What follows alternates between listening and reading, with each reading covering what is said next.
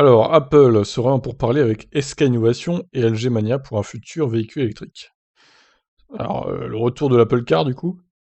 Selon un média sud-coréen, Apple aurait rencontré les entreprises SK Innovation et LG Mania e-Powertrain. La firme de Cupertino s'intéresserait aux batteries LFP et à différents composants dédiés à la fabrication d'un véhicule électrique. Serait-ce la fin de la légende urbaine à propos d'un véhicule électrique Apple? On se souvient qu'en janvier 2021, la chaîne locale d'information économique Korea Economic Daily TV indiquait qu'Apple et le constructeur automobile Hyundai négociaient le développement de véhicules électriques autonomes d'ici 2027. Il avait été également question de la nouvelle technologie de batterie mise au point par Apple. Dans un premier temps, l'information avait été confirmée par Hyundai, puis modifiée à 2 reprises en quelques heures. La version finale ne mentionne non plus Apple. En lieu et place, un nouveau communiqué dans lequel Hyundai écrivait avoir reçu des demandes de coopération potentielle de la part de diverses entreprises concernant le développement de VE à propulsion autonome. Mais aucune décision n'avait été prise car les discussions en sont à leur début. Puis c'est au tour du quotidien national sud-coréen The Korea Times d'y aller de ces petites révélations. S'appuyant sur des sources proches du dossier, il indique qu'Apple aurait dépêché à Séoul une délégation commerciale en charge de la voiture électrique.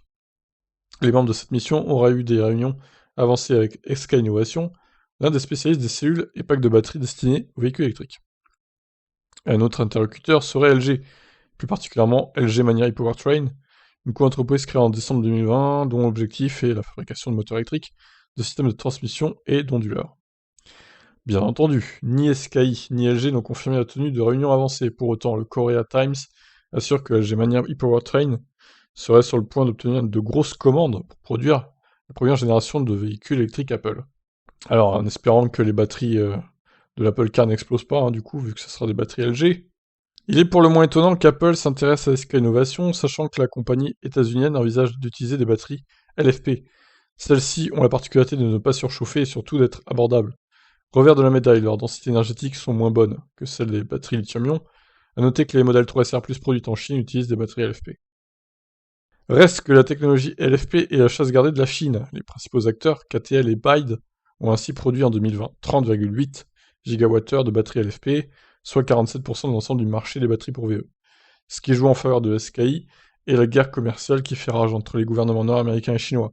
Ainsi, depuis son entrée à la Maison-Blanche, Joe Biden s'efforce de revitaliser la capacité de fabrication nationale et de créer davantage d'emplois locaux dans des entreprises respectueuses de l'environnement, notamment dans le domaine des VE. Ce qui contraste pas mal avec ce que faisait Trump, lui c'était plutôt dans le pétrole, les emplois qu'il créait. Donc rien que pour ça c'est mieux. Biden, le locataire de la Maison-Blanche, entendrait notamment mettre en place des incitations fiscales pour l'achat de VE fabriqués outre-Atlantique. Cela tombe bien puisque SK Innovation érige actuellement une usine de batterie en Géorgie, capable d'équiper jusqu'à 300 000 VE par an. Ford et Volkswagen devraient en être les premiers clients.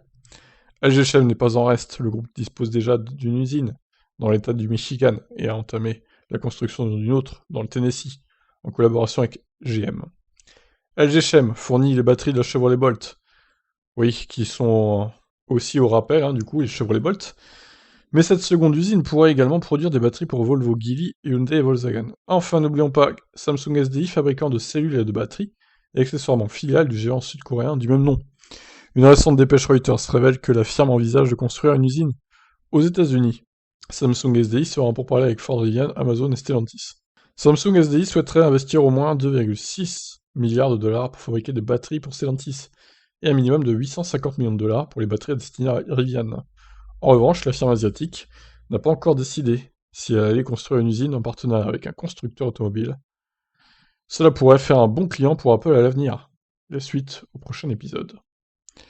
Bon, l'article assez long, mais intéressant. Toujours la légende de l'Apple Car qui se poursuit, donc peut-être qu'un jour elle sera vraie, cette légende, la voiture sera construite, enfin. Dans 3-4 ans peut-être. Allez, je vous laisse réagir, qu'est-ce que vous en pensez de ces news? Ciao.